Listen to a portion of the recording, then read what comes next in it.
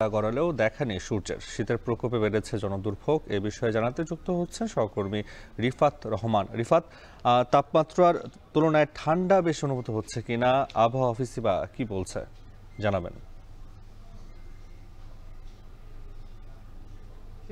মাঘের শীতে কিন্তু কাঁপছে উত্তরের জেলা সিরাজগঞ্জ। গতকাল থেকেই কিন্তু সূর্যের দেখা নেই। আজ কিন্তু ১২টা গড়িয়েছে, এখন পর্যন্ত কিন্তু সূর্যের দেখা মেলেনি, যে কারণে সিরাজগঞ্জের এই শীতের তীব্রতা কিন্তু অনেকটাই বৃদ্ধি পেয়েছে। বেশি বৃদ্ধি পেয়েছে আমি যদি বলি যে ঘন কুয়াশার সাথে উত্তরের যে হিমেল হাওয়া, এই হিমেল হাওয়ার কারণে কিন্তু শীতের তীব্রতা অনেক বেশি অনুভব হচ্ছে। আমি আবহাওয়া অফিসের সাথে কথা বলেছি।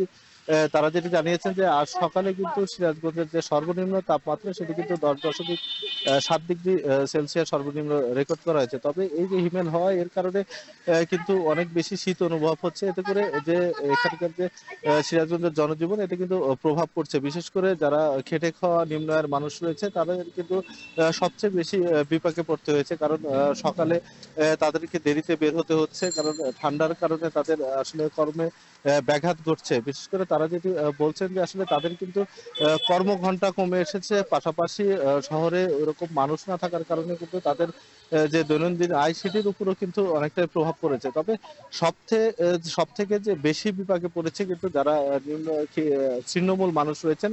এই ছিন্নমূল মানুষের আসলে শীত নিবারণের তেমন কোনো ব্যবস্থা না থাকার কারণে কিন্তু তাদেরকে বেশি কষ্ট তাদেরকে করতে হচ্ছে।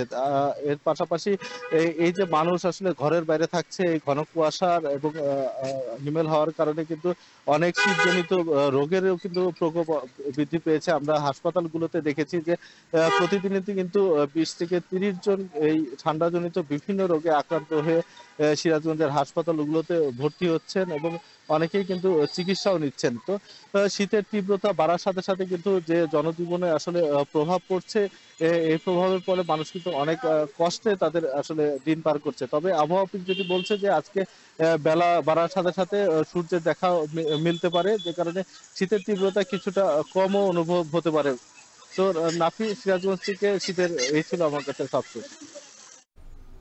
সিরাজগঞ্জের আবহাওয়ার পরিস্থিতি জানাতে যুক্ত ছিলেন সহকর্মী রিফাত রহমান।